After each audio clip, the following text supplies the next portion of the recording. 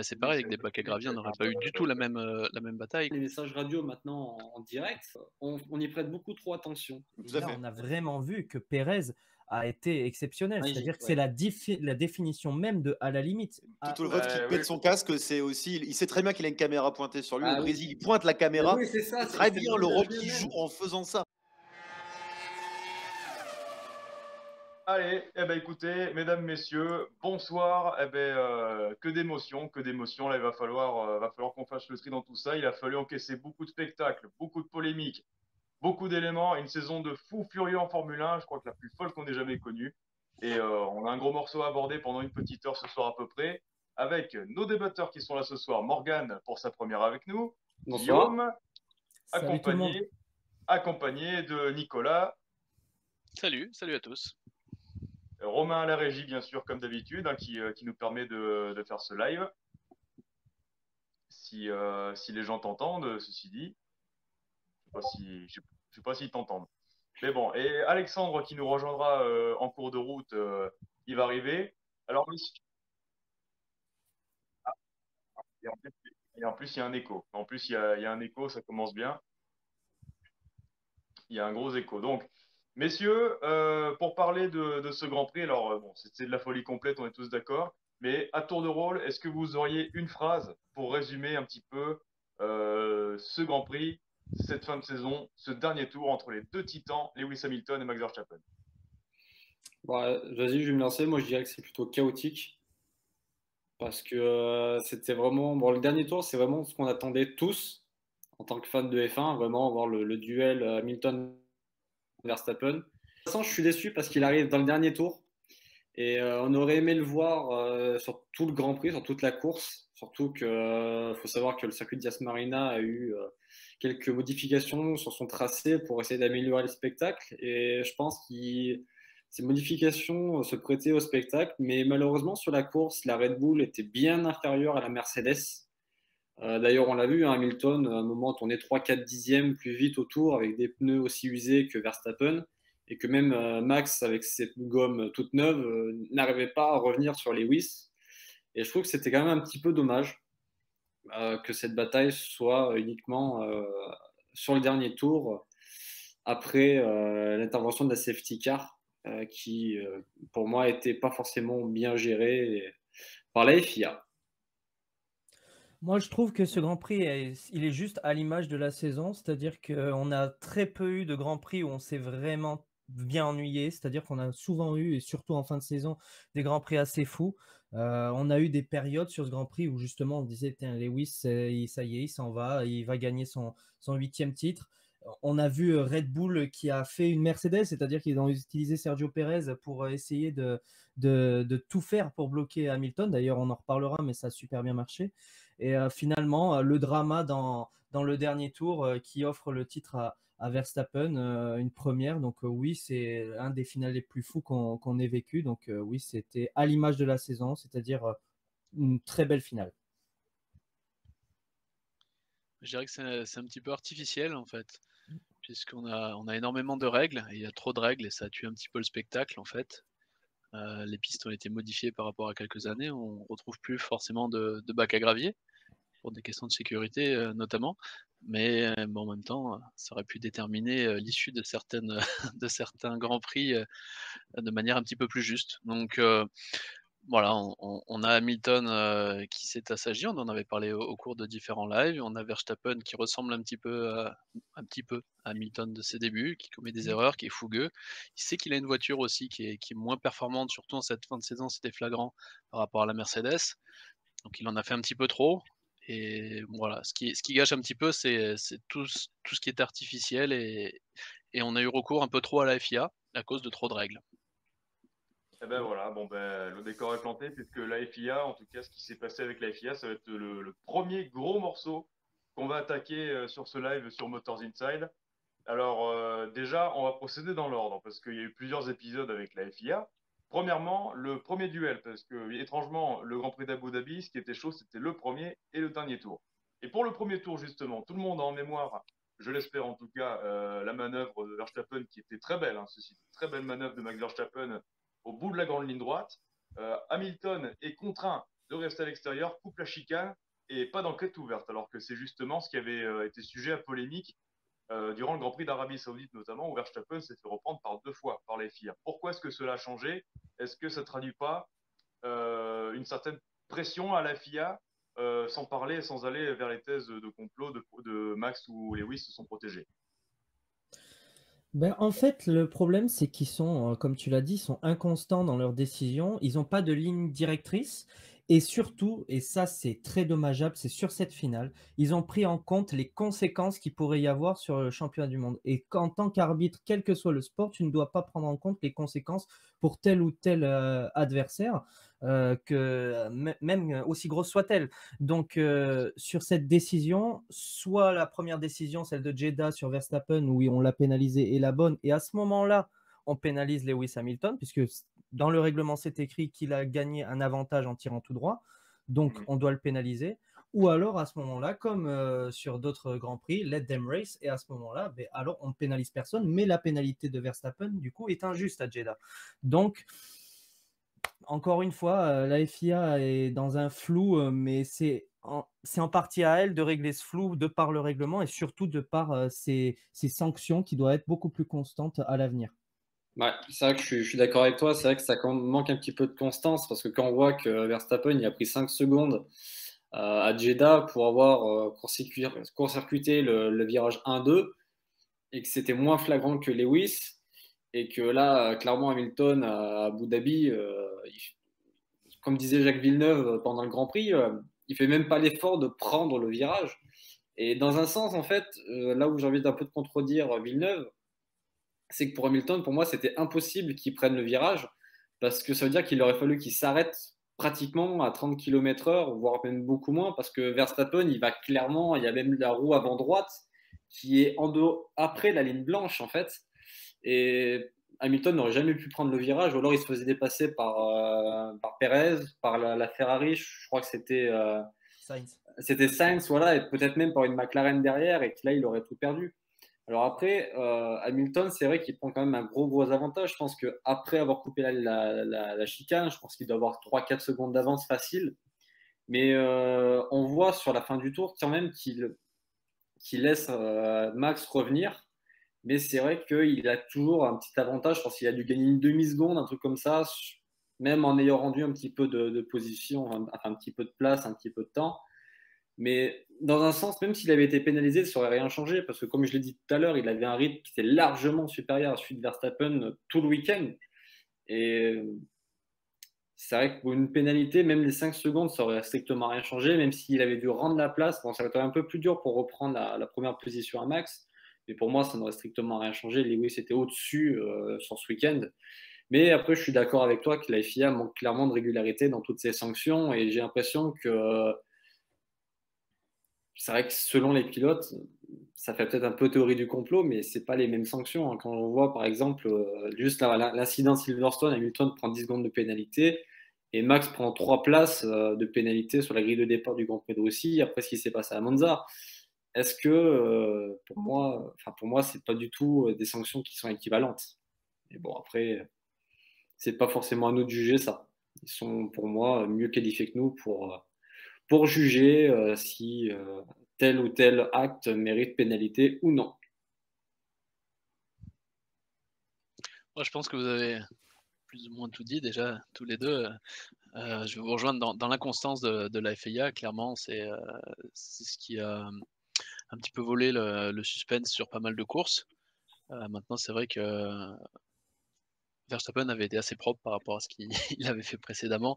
Mais c'est vrai que ça aurait vraiment rien changé. J'ai plus en tête l'écart qu'il y avait à la fin du tour, mais clairement, Hamilton a laissé revenir Verstappen et il y a remis un vent très très rapidement. La Mercedes était vraiment au-dessus du lot. Là-dessus, j'ai pas vraiment d'avis tranché.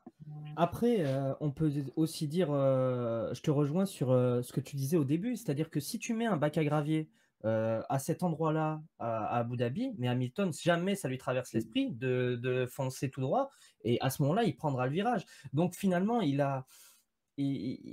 s'est servi de l'aspect du circuit pour prendre un avantage qu'il a, selon la FIA, rendu. Donc finalement, pour lui, il se dédouane de toute responsabilité puisqu'il a quand même rendu, même s'il n'a pas rendu la totalité, il a rendu un petit peu de l'avantage qu'il a pris en court-circuitant le virage. Donc De toute bon, façon, oui. bah, finalement, voilà, Hamilton, il a fait ce qu'il avait à faire, quoi. Ouais. Bah, de toute manière, oui, ça pose la question aussi des bacs à gravier parce que autant l'inconstance de la FIA dans les règles, ça conduit aussi au fait que, paradoxalement, les règles, en tout cas le règlement sportif, est très bridé. On a même vu qu'Hamilton a failli perdre sa victoire du Brésil, sa magnifique Ouais. victoire du Brésil à cause d'un harnais détaché pour le Tour d'honneur. Bon, ça, c'est ce que les gens aiment bien, c'est quand vraiment les gens font déborder leur passion, qui peut dépasser un petit peu les règles. Et à côté de ça, un règlement trop strict, mais par des circuits beaucoup trop permissifs. C'est exactement le point que soulevait Guillaume. C'est à un moment donné, il faudra que ça soit ferme partout et que vraiment, on peut courir, on peut avoir le droit de faire la course, mais que on puisse avoir aussi des limites de piste et des limites de règlement qui soient Clair. fermes tous les deux. Et puis là, on le met en avant parce qu'il y a une bataille pour le titre et ça se reproduit plusieurs fois, mais à chaque course, globalement, sur les circuits comme celui-ci, tous les pilotes, hein, que ce soit sur l'avant du peloton ou même derrière, coupent et puis reste plein gaz, reste pédale Ouais. soudée sur le Ouais. côté. Spa est le premier exemple. On se rappelle Alonso au Ouais, Grand Prix de Alonso en Russie. Russie. En Russie, Pareil, même pas, il ralentit, quoi. non, non, non. Et puis là, on a une belle bataille en mémoire, c'était à Fuji en 2008 Mm. ou 2007, Ouais. j'ai 8. un trou de mémoire, c'est 2008, 2008, voilà, ouais. entre Massa. Kubica et Massa. C'est très joli, mais chacun fait ce qu'il veut de la piste. En fait, ils sont même plus sur la piste. Donc, bon, les conditions météo étaient particulières, mais là, c'est pareil, avec des bacs à gravier, on n'aurait pas eu du tout la même bataille, quoi. Donc, dès ce moment-là, il aurait peut-être fallu se poser des questions.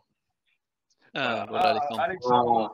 Alexandre qui nous rejoint à l'instant. Eh ben, alors, vas-y, Alexandre, ben, allume donc ton micro. Hein. Fais-nous ce plaisir-là. Tu nous entends? Est-ce qu'on t'entend, Alex?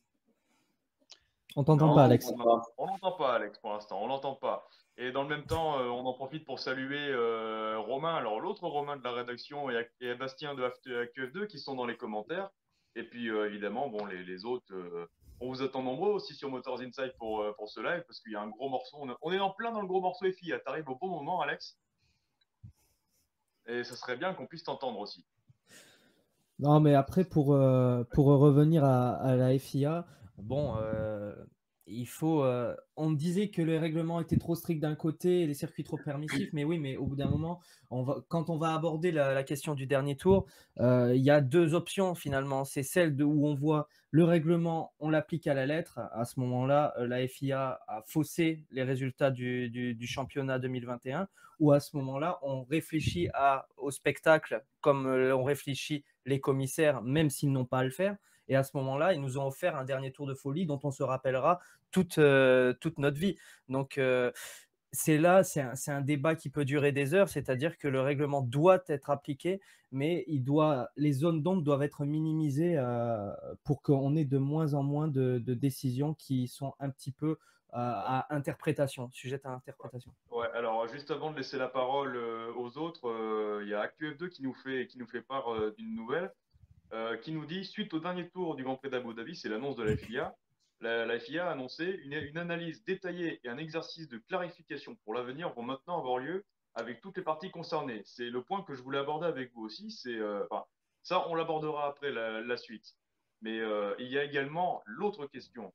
Et ça, par contre, c'était absolument incompréhensible. C'est l'épisode sous safety car parce que Latifi qui sort après l'hôtel. Jusque-là, très bien. Safety car, la piste est obstruée. On parlera après de ce qui s'est passé, de ce que ça a appliqué. Mais alors, normalement, en tout temps, les retardataires pouvaient se dédoubler et que pendant un moment, enfin là les gars, je veux bien avoir votre avis, vous laissez échanger entre vous, mais qu'est-ce que c'était que ça? Pourquoi on ne laisse pas passer les retardataires? Pourquoi Alors on a en fait fait, ça? il me semble avoir entendu dans un échange FIA Red Bull ou FIA Mercedes, je ne sais plus pendant la course, qu'en fait, ils n'avaient pas laissé les retardataires se dédoubler par un instant parce que les derniers n'avaient pas rejoint la file. Et que tant que le dernier n'avait pas rejoint la file, Et donc les retardataires qui étaient Alonso, Norris, Ricciardo et je ne sais plus quel était l'autre pilote, je crois que c'était Leclerc, ne pouvaient pas se dédoubler. Et qu'une fois que la dernière voiture a rejoint la queue du peloton, bah, ils sont plus dédoublés. Alors après, je n'ai pas vérifié sur les cartes, etc., si c'était vraiment le cas, mais c'est l'explication, il me semble que c'est ce que j'ai entendu dans un échange de la FIA, il me semble que c'était avec Red Bull.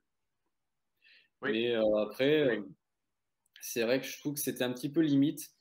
Et pour moi, la FIA n'aurait pas dû faire intervenir la safety car. Ils auraient dû faire un peu comme ce qu'on a vu à Bakou, c'est-à-dire Oui. mettre un drapeau rouge, interrompre la course. C'est vrai que ça aurait dû rajouter c'est vrai que c'est du stress pour les pilotes, surtout pour Verstappen et Hamilton, dans un moment critique comme ça, où il reste 5-6 tours qui vont être déterminants pour, pas une simple victoire, mais pour un championnat du monde. Hein. Et on a vu finale de folie. On a vu finale de folie donnée à Bakou. C'est ça. Et on a eu un premier exemple à Bakou, ça a fonctionné. On avait eu 2-3 tours de folie. Et on ne sait pas ce qui se serait passé si la FIA avait mis un drapeau rouge et redémarré la course comme à Bakou pour 5 tours. Est-ce qu'on aurait eu est-ce que le duel Verstappen-Hamilton aurait duré plus longtemps? Hamilton qui réplique à Verstappen dans des manœuvres, on va dire, un petit peu plus osées et on va dire à la max, tout simplement, parce que Hamilton a toujours été très fin. Pour moi, il était propre cette saison, il n'a pas fait de temps de dépassement calamiteuse ni quoi que ce soit. Et est-ce qu'un pilote derrière n'aurait pas essayé de tirer son épingle du jeu? Parce qu'il y a, comme je le disais, il y a quand même Tsunoda qui finit 4e du Grand Prix. On n'en parle pas trop, mais il fait quand même 4e. C'est sa meilleure position course de toute la saison. Est-ce qu'il n'aurait pas essayé de tirer son épingle du jeu pour aller chercher un 2e ou une 3e place? On ne sait pas. Est-ce qu'il n'aurait pas titillé Hamilton? Parce qu'il a quand même fait un très très beau dépassement sur Bottas en bout de ligne droite après le restart. Hein. Et ça, on ne l'a pas vu. Ça, les gars, enfin, vous êtes d'accord aussi avec une idée d'un drapeau rouge? Ça aurait été, disons que ça aurait tout remis à plat. Impeccable. Si on t'entend, c'est bon.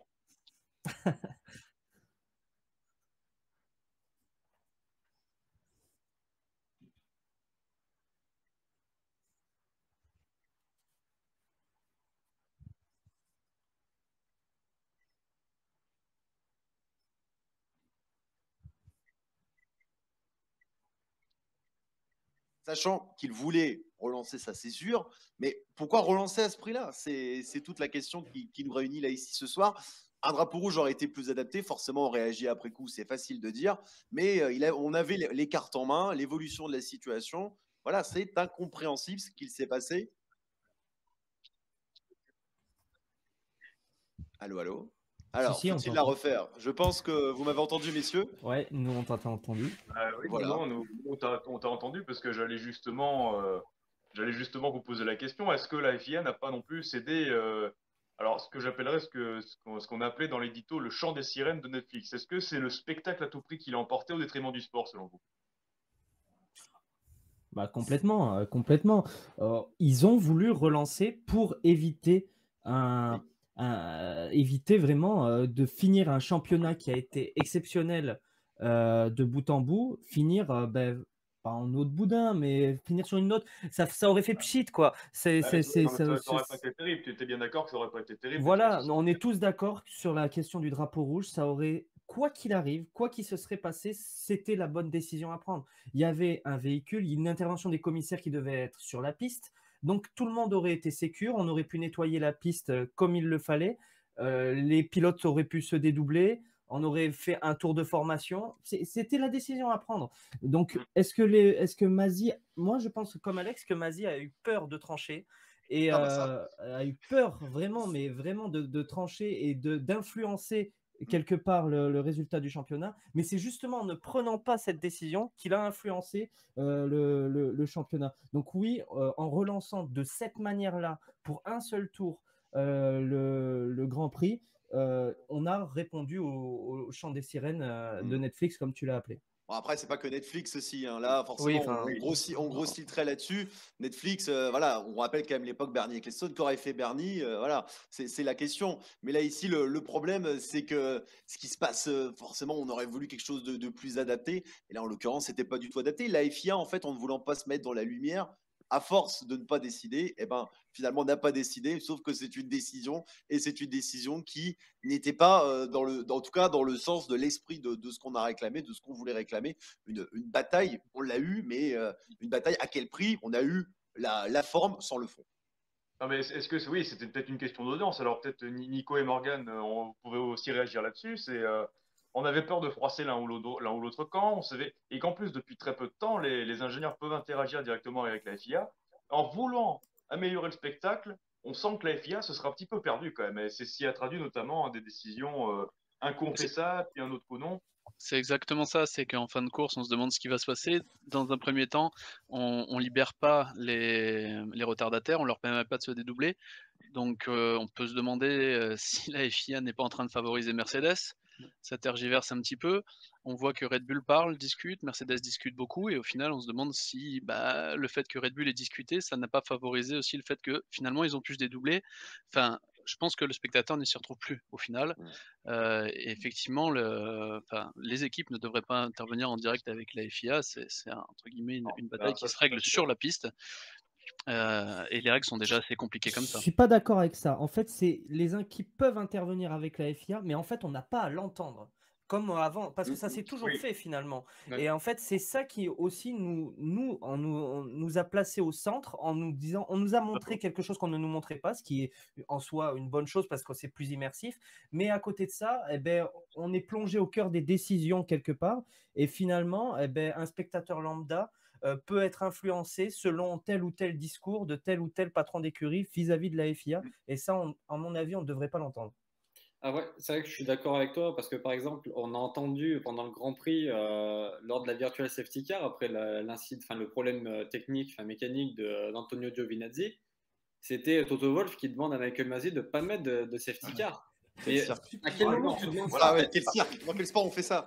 Dans quel sport on fait ça? Non, mais Ah, il y a beaucoup de sports, mais pour moi, j'ai rigolé parce que à quel moment tu te permets de demander ça? Non, en fait, s'il y a besoin de mettre une safety car, on met une safety car. S'il faut mettre un drapeau rouge, on met un drapeau rouge. Si c'est un simple drapeau jaune, et ben on met un simple drapeau jaune. Pour moi, je cite Toto Wolff parce que c'est lui qui l'a dit, mais si ça avait été Horner ou n'importe quel autre directeur d'écurie, ça aurait été mal placé parce que c'est pas à eux de prendre une décision. C'est Michael Masi, il a ses responsabilités, il faut les prendre. Après, et surtout Michael Masi, à la fin de la course, il a dit, il a dit à Toto Wolff lui-même, il a dit, c'était de la course automobile, mais il a dit Motor Racing, Toto. Ouais. Oui, It's Motor Racing, mais à un moment donné, It's Motor Racing, ça se fait pas en mettant des règles dans tous les sens qui peuvent être contournées à un coup et puis d'autres non. Oui, voilà, surtout en inventant, enfin pas en inventant des règles, mais on a un règlement qui s'applique, on a ces articles qui ont été cités par Mercedes et Red Bull, on essaie quand même de les appliquer, la lettre et l'esprit, on essaie quand même de les appliquer dans la mesure du possible, et pas en faisant cette tambouille qui a été à la fin une tambouille, même si ça donne un spectacle, ce n'est pas le spectacle idéal qu'on aurait souhaité. Non, je suis d'accord avec toi. C'est vrai que normalement, la bataille vraiment Verstappen-Hamilton, c'est sur la pièce qu'elle doit être donnée. Ouais. C'est pas un coup d'échange radio entre Mercedes, la FIA, Red Bull, et que ça s'envoie des messages, on ne sait pas comment, de tous les côtés. C'est clairement Verstappen-Hamilton qui aurait dû vraiment se rendre roue contre roue, comme on a pu le voir à l'époque Loda Hunt, ou alors encore Piquet-Mansell, etc., ou Senna-Mansell, on s'en souvient à Catalogne. C'est comme ça que pour moi un championnat du monde et une course doit se gagner. C'est pas un coup d'échange radio pour dire oui, il faut mettre une safety car ici parce que nous ça nous arrange. Comme ça on peut faire un voiture pour avoir des meilleurs pneus et fumer le mec qui est derrière nous pour gagner un championnat. Non, c'est pas comme ça. Pour moi, on gagne une course, c'est un championnat. Et le rôle d'Horner et Wolff aussi est à critiquer. Ils ont fait le show, ils ont voulu faire le show et ces messages font le show, mais ne vont pas dans le sens du sport. Je dirais juste que les deux pilotes, Hamilton comme Verstappen, sur ce Grand Prix, ont globalement respecté les règles, sauf Hamilton qui coupe quand même l'échappatoire et qui réaccélère. Les deux pilotes n'ont rien à se reprocher. Par contre, Toto Wolff et Christian Horner, il y a beaucoup de choses à dire et je crois que ce sera fini l'an prochain. Et tant mieux, il ne faut pas que les directeurs d'équipe parlent avec Michael Masi pendant qu'il donne ses consignes. Après, tu vois, ça devient de la télé-réalité en fait. C'est ça qui est dommage. Non, mais c'est une des images, si ce n'est l'image qu'on va retenir en partie de cette saison. C'est-à-dire que ça a plus été une bataille des deux teams principales en dehors de la piste plutôt que la bataille Hamilton-Verstappen. Ils se sont retrouvés. Bien évidemment qu'on va regarder des images magnifiques avec aussi ces accrochages, mais on retiendra aussi et surtout la bataille Wolf-Horner.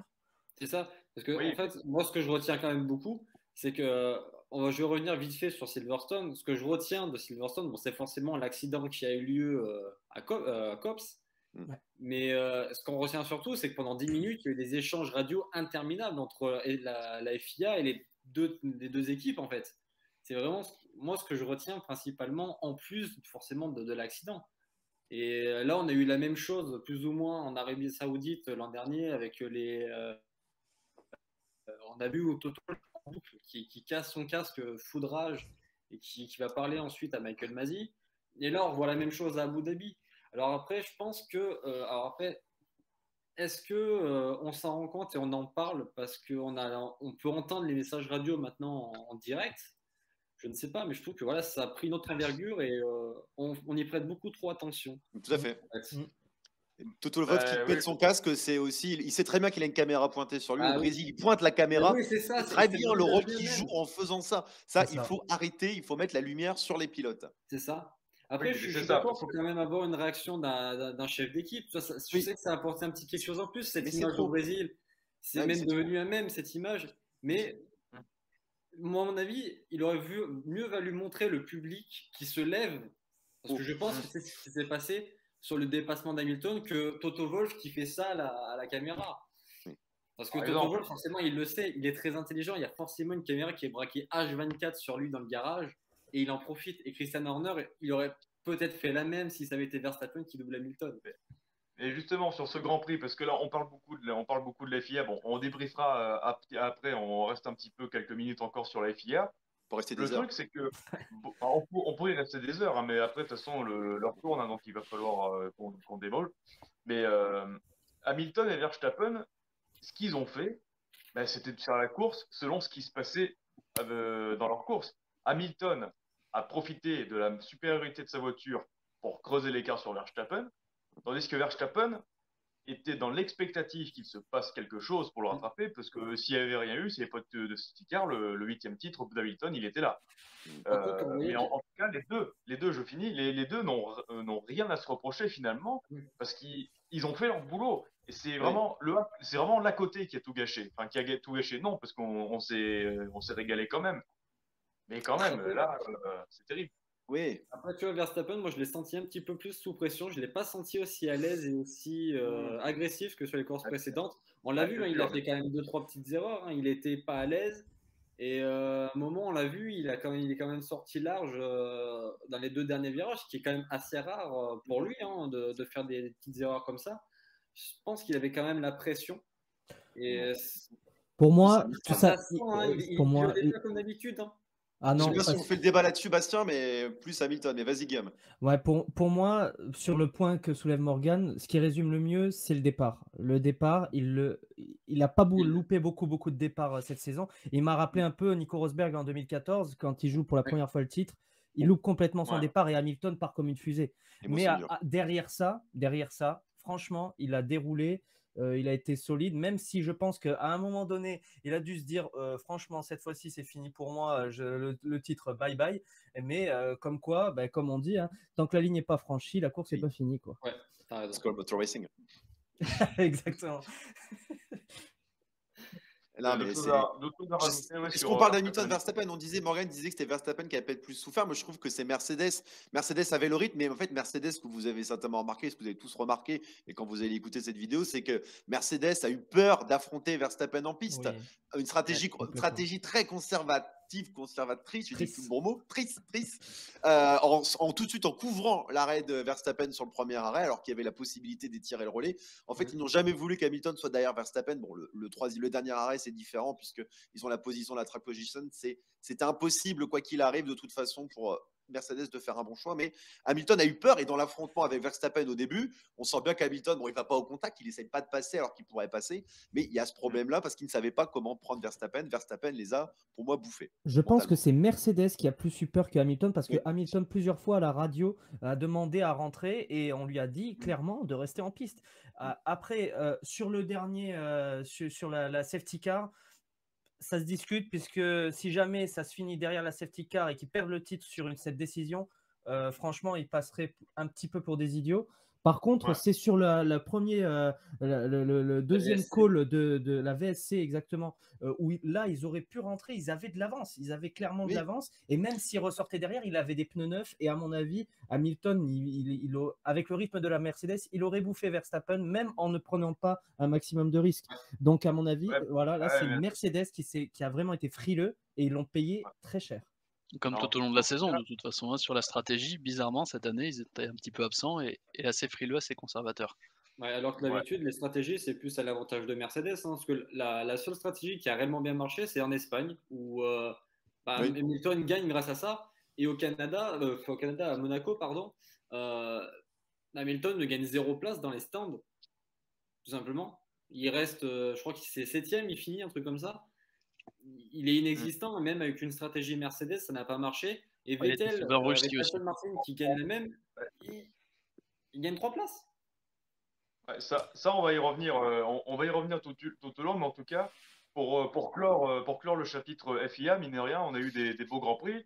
On a eu des beaux grands prix qui étaient euh, digestes, même s'ils étaient fous, parce que la FIA n'a pas eu de contresens et que ça allait forcément crescendo avec la pression du titre mondial qui arrivait, l'envie de ne fâcher personne, de forcer le spectacle. Donc finalement, est-ce que les décisions de la FIA sont allées au-delà du duel Hamilton-Verstappen? On termine là-dessus, puis ensuite on débriefe le Grand Prix en lui-même.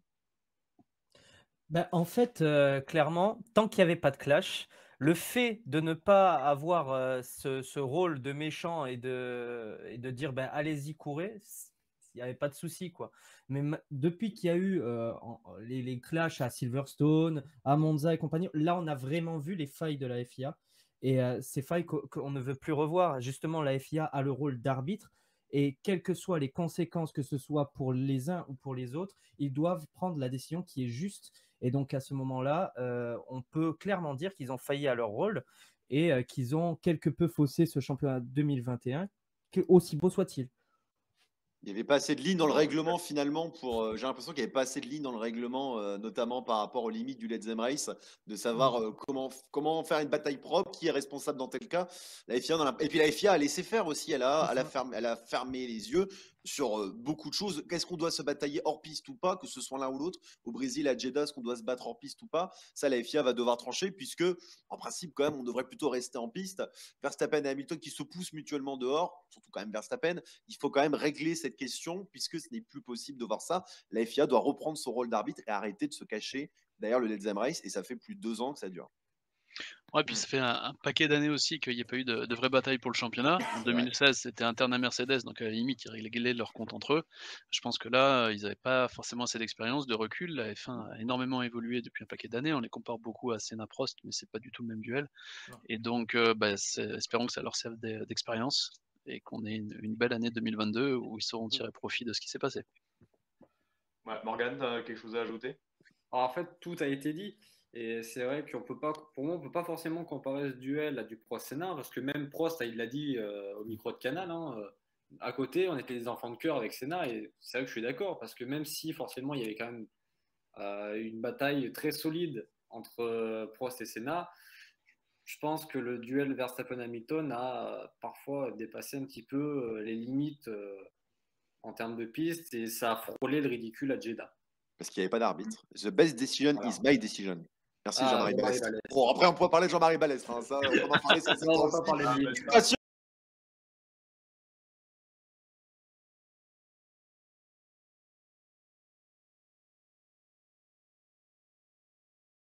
Ou Tout même le monde le craignait, mais il est 97. resté propre.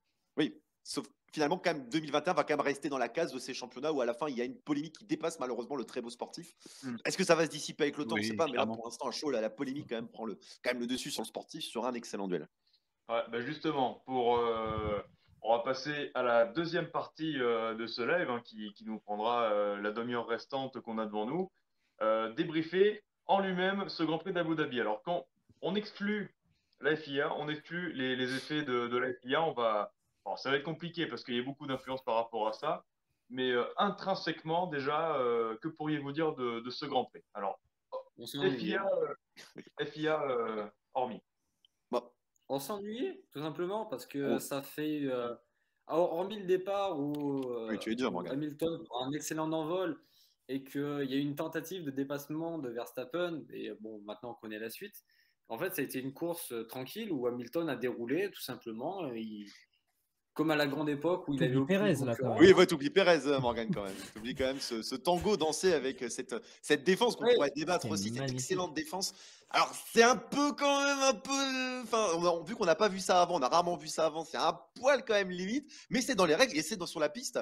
Et Pérez, c'était très beau. De freiner à chaque fois très tard, de prendre la corde d'Hamilton, de le pousser à se mettre à l'extérieur, de reprendre le DRS, c'était limite mais beau.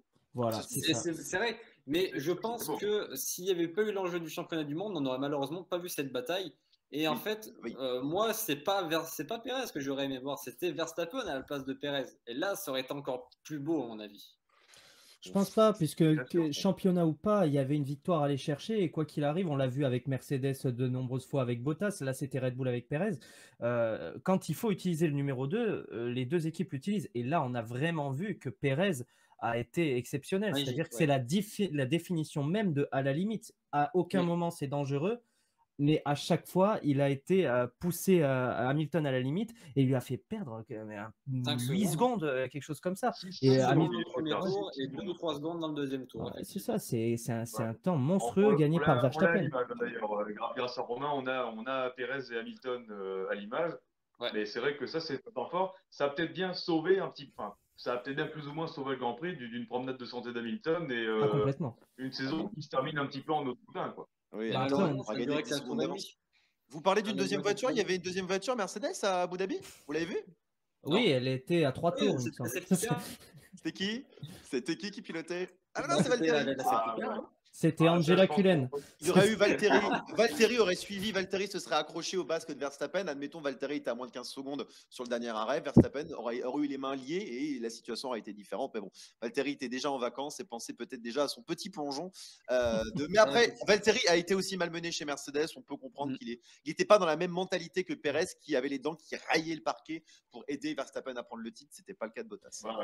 Après, pour en revenir à la course, moi j'étais un petit peu déçu parce que je m'attendais vraiment à ce que les changements soient vraiment beaucoup plus puissants que ce qu'ils ont été. Après, on est à Abu Dhabi, donc finalement, on n'était pas non plus surpris tant que ça. Mais bon, c'est vrai que à partir d'un moment où un championnat se joue à Abu Dhabi, la course est quand même un petit peu plus relevée que ce qu'elle n'est d'habitude. Donc, c'est pas le circuit idéal forcément pour terminer un championnat, mais on peut pas non plus qualifier cette course vraiment d'ennuyeuse ou vraiment où on s'est limite endormi sur le canapé. Pas vraiment, mais on va dire que sur le circuit, le circuit lui-même, ce qui est dommage, la question que je me pose à chaque fois, c'est à titre personnel, c'est pourquoi? On connaît la raison, mais pourquoi money. J'ai une chanson d'abord. C'est juste pour l'art de poser. Pourquoi on ne retourne pas au Brésil? Parce qu'au Brésil, il y a l'expectative de la pluie, un circuit à l'ancienne, un circuit qui propose tout et qui nous a proposé des finales de fou furieux, 2008, 2012 par exemple. On s'en souvient. Abu Dhabi, c'est toujours, il faut toujours qu'il y en ait un qui aille plus lentement que l'autre. Il faut qu'il y ait des événements de course. C'est ça qui est dommage. C'est aussi la question du choix du circuit qui influence beaucoup ça. Et heureusement, quelque part, qu'il y a eu la safety car, parce que sinon... Oui, il y aurait eu une partie qui aurait eu aussi un coup. Quoi qu'il arrive, à la fin, il y avait une partie du F1 Circus qui avait un goût amer dans la bouche. Mais le problème, c'est aussi le problème des bacs à gravier. Je pense que Nico va me rejoindre là-dessus aussi. Sur ces circuits, voilà, il n'y a pas de dégagement. Enfin, si, il y a des dégagements, mais voilà, c'est les autoroutes. Donc, Hamilton a pu prendre l'assise pour ressortir devant. Et c'est ça le problème aussi. Si on met des bacs à gravier, peut-être que ce circuit d'Abu Dhabi pourrait être intéressant, mais ça, on ne le sait pas. On fait que spéculer. Alors, les changements, comme tu me disais, Guillaume, oui. Après, la longue courbe, la nouvelle longue courbe, c'est l'endroit où Mick Schumacher et Latifi se fight. Et après, Latifi, juste après, perd le contrôle. C'est mieux qu'avant, mais bon, c'est pas suffisant pour une finale. Exactement, tout à fait. On va la manger jusqu'en 2030. Ouais, mais je pense aussi il y a un très léger banking et je pense que ça a un petit peu aidé Schumacher Latifi sur cette bataille et je pense que sur plat, on ne l'aurait jamais vu. Oui, il y en a qui seraient sortis de piste. Oui, obligatoirement. Certainement. Mais est-ce qu'il ne Mais, faudrait pas après, aussi oui. avoir un petit peu plus de circuit avec un poil de banking comme on l'a vu, hein, par exemple. Bon, après, Zandvoort, bon, c'est pas forcément le meilleur exemple parce que bon, c'est comme ça. Zandvoort en décembre, Morgane. Ah, Ouais. pourquoi pas, hein. Sous la neige, pas avec les Full wet. chaînes. Full chaîne. Ouais, c'est ça. On demande à Pirelli de créer des nouveaux pneus et Non, mais... Zandvoort. Ou Jeddah, vous mettez Jeddah. Non, non, mais de toute façon, quoi qu'il arrive, Non. c'est un débat, malheureusement. On en a jusqu'à 2030, on le disait, on le répète. Bon, voilà, il va falloir se le farcir. Après, Ouais, on n'a pas eu aussi... C'est vraiment une bonne chose. On n'a pas eu une super course non plus. Encore une fois, on en revient parce qu'on n'avait pas la deuxième Mercedes avec nous. Parce qu'il y aurait Oui. eu aussi différentes stratégies à ce moment-là. Bottas et Perez auraient été utilisés différemment. Perez a été magnifique pendant cette course. S'il n'y avait pas eu le dernier Grand Prix de Raikkonen, ça aurait certainement été le pilote du jour. Mais à côté de ça, ben voilà, le fait que Bottas ne soit pas là, ben, ça nous a rendu la course un peu ennuyeuse parce que Hamilton avait quand même relativement la vie facile. Donc, voilà, on était à Abu Dhabi, quoi.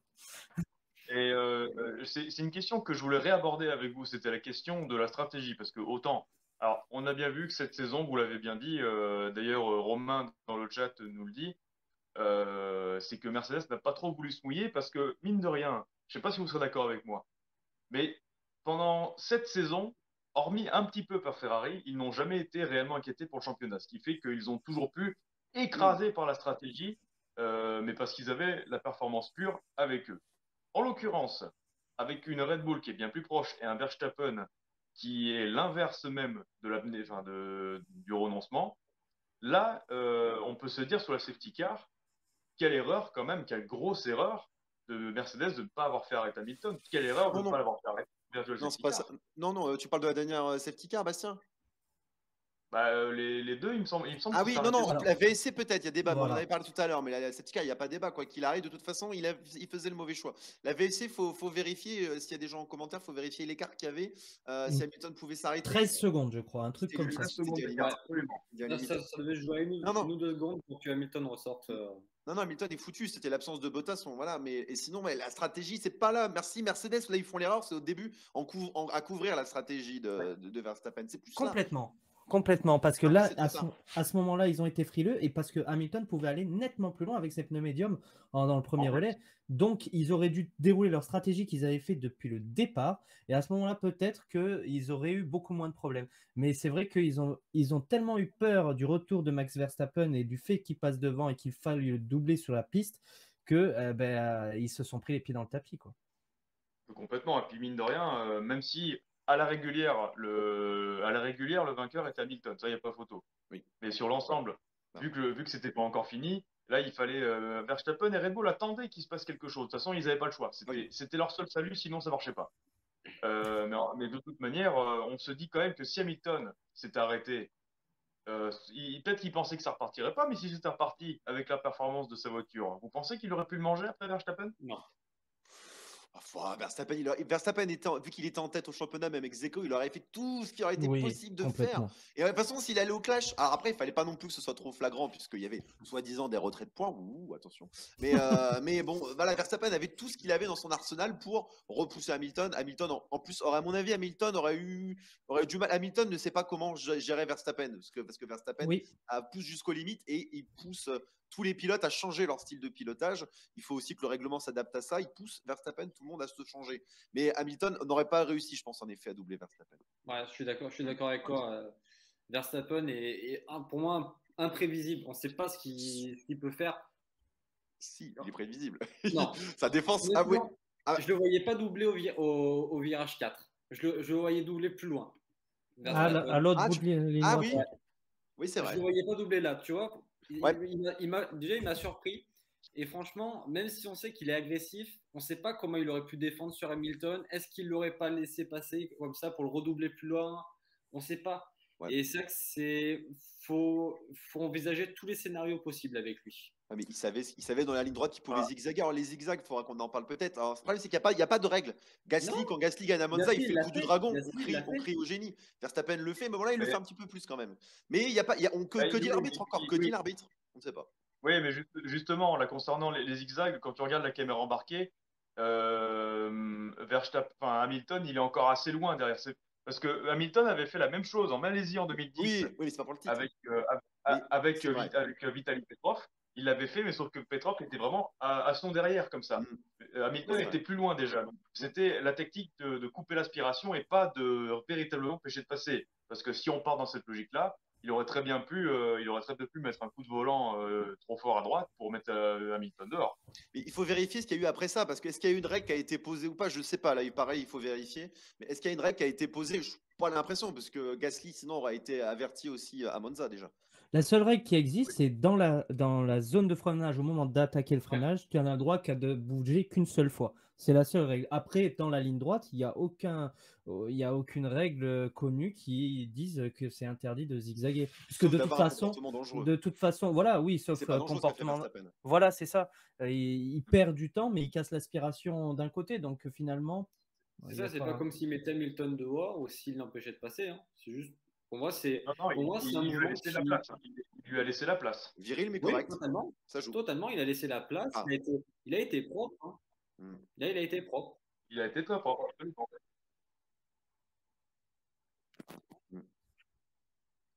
Ouais, voilà.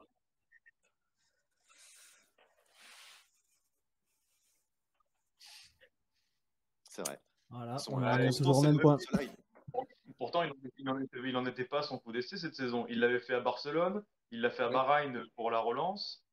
Quand est-ce qu'il l'a fait? Il l'a fait une autre fois, je crois. Je crois qu'il l'a fait une autre fois. Mm. Oui, Mais c'est oui, ça, voilà, faut pas. complètement. Et c'est pas, Aussi, et puis bon, C'est vrai. oui, comme ça, exactement. c'est pas la même chose. Ouais. On attend le point presse de la FIA là-dessus. Peut-être vous nous expliquer. Je sais pas. Ah ben, il y a beaucoup de choses qui doivent expliquer là. Ouais, le point presse. Bah, déjà, il faudrait déjà que Michael Massis se justifie quand les journalistes du paddock sont là à Abu Dhabi. Peut-être que je pense qu'ils avaient beaucoup de questions à lui poser. Motors Insight n'y était pas, mais on aurait peut-être une petite question à lui poser aussi, comme tout le monde. Mais bon, il s'est barré. La journée de bureau était finie. Donc voilà, mais on veut des réponses. On veut des réponses, Michael. Après, en soi, Michael On veut des Masi réponses. a toujours été frileux. Allez. C'est lui qui a Oui, en plus, ouais. réintégré le drapeau noir et blanc, qui Oui. dit avertissement. Donc ça veut dire que attention, on va te mettre une pénalité, mais on te la met pas encore. Voilà, il a toujours été plus ou moins comme ça, quoi. On peut pas. Les Emirates. Voilà, les Emirates, c'est sa philosophie, mais une philosophie qui n'a aucun sens. Alors les gars, je voulais aussi qu'on aborde, alors en dehors du duel Hamilton-Verstappen, de toute manière, on y reviendra dans un autre live, mais il y a d'autres performances très notables, notamment une qui t'a marqué, Morgan. Tu en parlais en off tout à l'heure. Ah, c'est Tsunoda. Franchement, Tsunoda, il m'a impressionné. Enfin, impressionné. C'est compliqué de le dire parce que on n'a pas vu sa course, Ouais. mais il finit quatrième. Il a passé Bottas. Et il a été Gasly sans faire exprès. Il a passé Bottas. Il finit quatrième. Enfin, après, malheureusement, c'est la réalisation qui n'a pas forcément montré ses exploits, mais il finit quatrième. Il finit devant demandé Gasly. à la réalisation, Morgan. Mais ouais, j'ai envoyé un mail. On veut aussi les images de Bottas Ocon à Jeddah. Hein. On les attend. C'est ça. En fait, après, c'est compliqué déjà pour la réalisation de montrer tous les duels, parce que sinon, il faudrait faire 17 caméras différentes et les montrer en même temps. Mais c'est vrai que Tsunoda, j'aurais bien aimé voir sa course, parce qu'il fait quand même une course solide. C'est son meilleur résultat cette saison. Il fait un très beau dépassement sur Bottas à la relance. Après, Bottas avait des pneus aussi usés par rapport à Tsunoda. Oui. Après, Bottas n'était pas vraiment présent à Abu Dhabi, comme tu le disais tout à l'heure. Mais et quand Bottas voit quelqu'un, oh bah allez-y monsieur, passez, je vous en prie. Oui, Bottas est très gentil, mais il a aucun racecraft. Tu prendrais pas la Russie comme exemple, Alexandre, à tout hasard? C'est possible. Alors après, pour prendre sa défense à Bottas, juste, sa course a été horrible, on est tous d'accord là-dessus, mais sur la relance, il est comme Hamilton en pneus usés, face à des gars qui ont tous chaussé des pneus neufs. Donc finalement, il a subi exactement la même chose que Hamilton. Donc sur ce point-là, même que les AlphaTauri soient moins fortes que les Mercedes, il avait le désavantage pneumatique. Ce qui n'enlève pas du tout sa course horrible du début jusqu'à le dernier tour. Le problème, c'est son image d'avant, il est toujours comme ça. Pour en revenir à Tsunoda, il a été meilleur que Gasly sur tout le week-end, et ça, faut souligner, parce que c'est rare. Parce que Gasly passe pas, alors il reste en Q2. Hein. Tsunoda est en Q3. Yuki est 8ème sur la grille. Donc, déjà, ça, faut le souligner. Il a quand même battu Pierre en qualif. Pour la première fois. Ouais. Voilà, il le bat en course et il finit 4e aux portes du podium, si on peut le dire. Ouais. Et il lui met combien en Q2? Non, mais je sais pas combien il lui met en Q2 à Gasly, mais non, non. Bon, Mais il manquait pas grand-chose à Gasly. il lui met un truc comme ça. Bon, c'était quand même assez serré, mais il lui met 2 ou 3 dixièmes. Yuki, c'est dommage qu'il y avait une saison entre le premier Grand Prix et le dernier Grand Prix, parce que c'est pas mal le C'est premier et le ça. dernier Grand Prix. Mais Ouais, entre les ouais. deux, Ah, les deux Ah oui. extrêmes. Mais même à Jeddah, c'est une course correcte de sa part. Hein. non, bon, on verra l'an prochain. C'était sa première saison, encore un peu brouillon. Et on verra aussi, on a besoin de savoir, parce que Gasly, forcément, on s'extasie. Il fait des superbes performances. Régulièrement des P5, des P6 en qualif, mais à côté, ça manquait de comparateurs. Et on verra quand Yuki Tsunoda va réussir à élever un petit peu son niveau. Et là, on pourra comparer enfin les deux, avoir un échantillon des deux, même si Gasly, je pense, est quand même très solide. Sachant il mérite un que meilleur baquet. avec Dennis Auger qui arrive, Tsunoda, il n'aura pas le droit à l'erreur l'année prochaine. Hein. C'est sûr. Donc, En moi, plus, je voudrais souligner la course de Carlos Sainz quand même Oui. sur oui, ce Grand j'allais Prix. y venir, parce que lui aussi, il est passé un peu inaperçu, Carlos Sainz. Le Raider. Il a été excellent, quoi. De toute façon, sa saison a été vraiment très solide. Très intelligente. Il finit meilleur des autres. Il peut pas faire mieux avec le matériel qu'il a.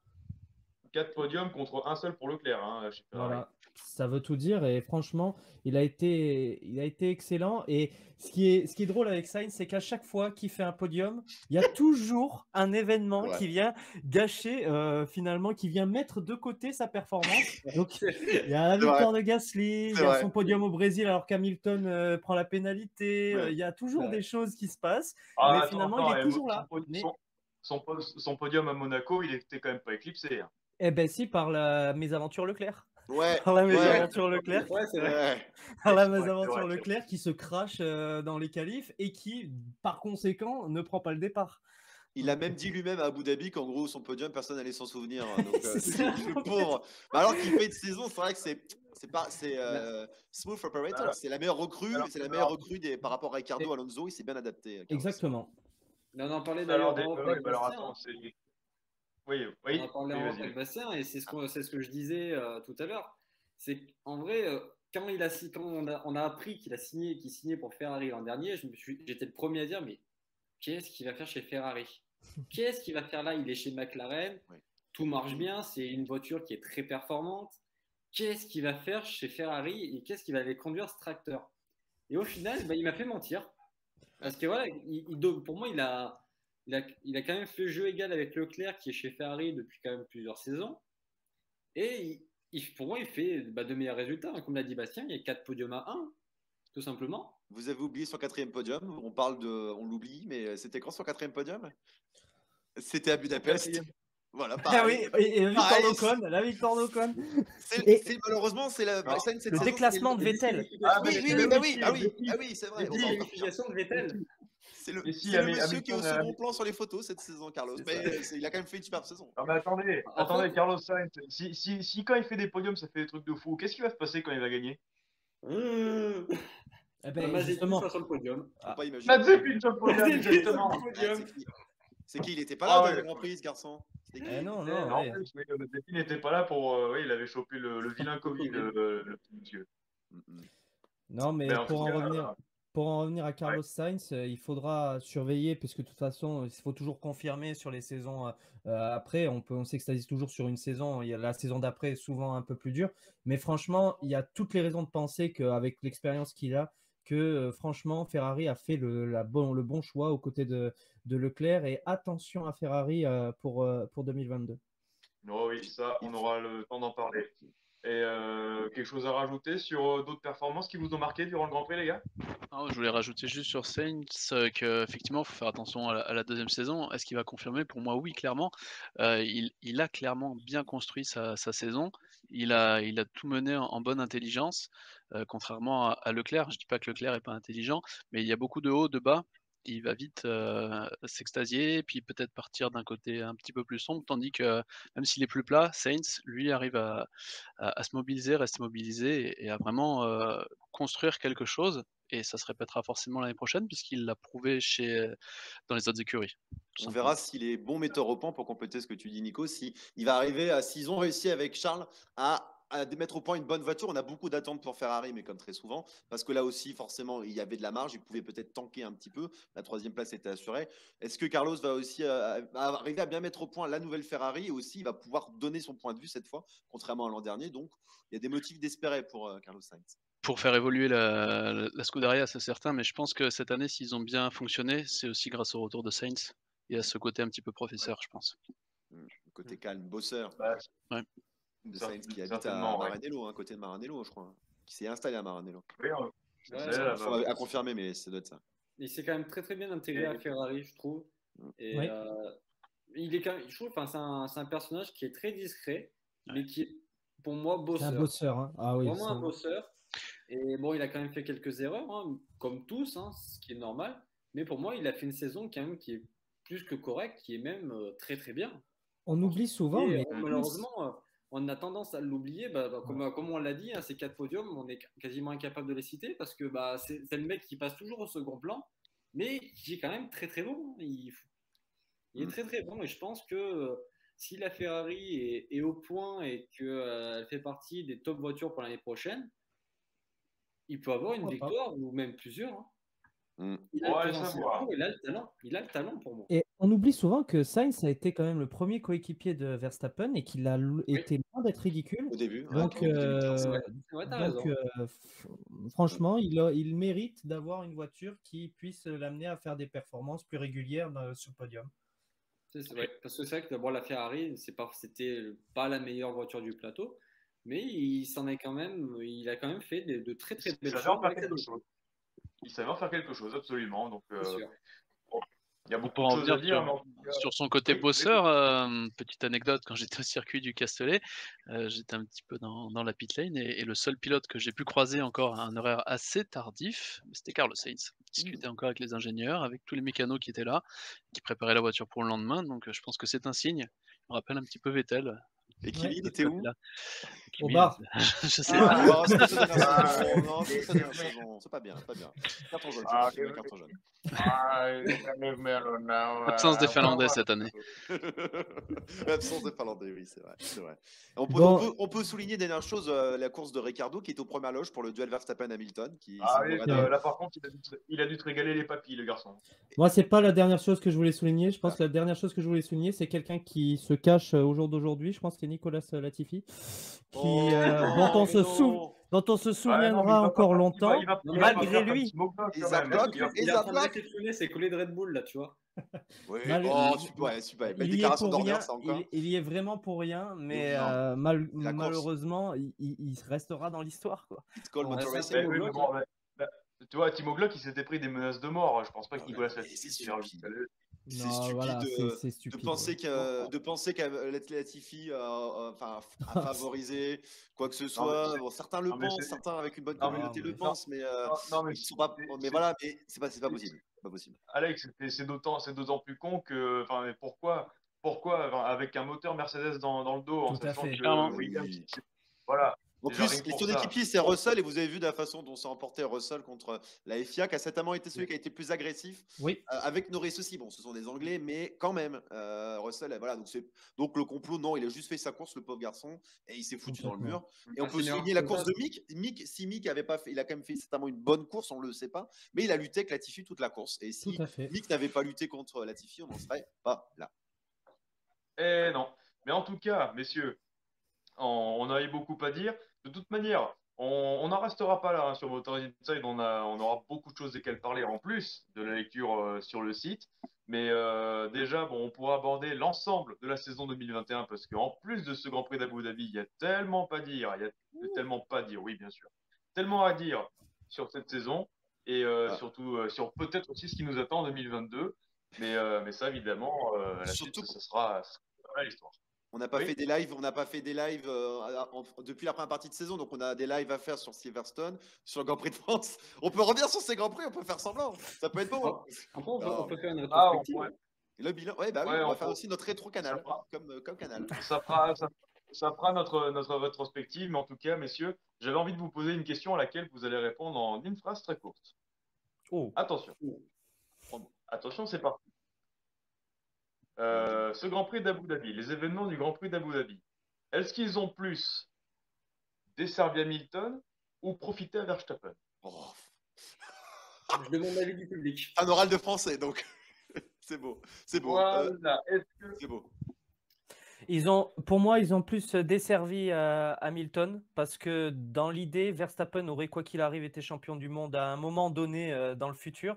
Et Hamilton, on se posera peut-être la question dans un prochain live, mais est-ce qu'il aura l'occasion un jour de pouvoir remporter un 8e titre et de dépasser définitivement Schumacher? C'est peut-être pas si sûr. Tu parles sur le Grand Prix en lui-même Non, non, Bastien moi je Non, parle. non, toi, Guillaume, toi, tu élargis Oui, Mais t'as raison. le Grand Prix, oui, le Grand Prix, oui. Ah, sur le Grand Prix. Alors, bon, sur le Grand Prix, forcément, ça profite à Verstappen. Plus que ça ne dessert Hamilton, je pense.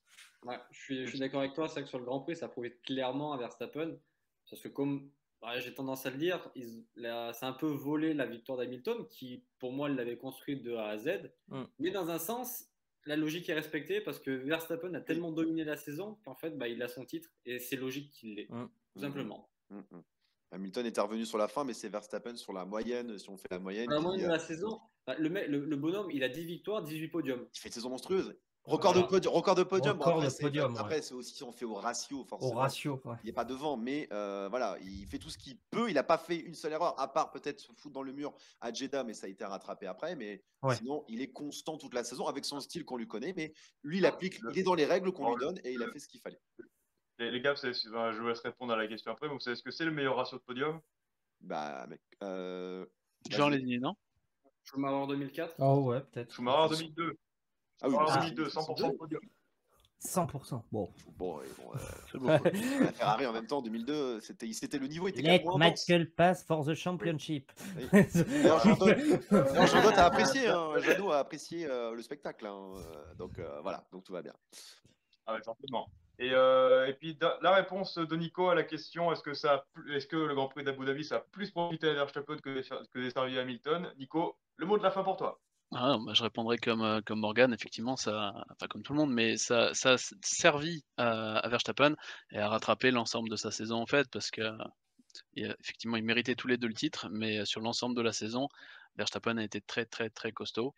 Et avec une voiture, j'aurais envie de dire, qui était quand même à des moments un petit peu supérieur, mais sur la globalité de la saison, il avait quand même du matériel un petit peu moins performant. Donc ça a très clairement profité à Verstappen et c'est pas immérité. Eh bien, écoutez, c'est là-dessus qu'on va se quitter. Alors, vous restez avec nous sur Motors Insight parce qu'on aura l'occasion de redébriefer sur l'ensemble de la saison et bien sûr sur nos perspectives sur la saison 2022. Quoi qu'il en soit, merci à Morgan, Guillaume, Alex, Nico et Romain à la régie.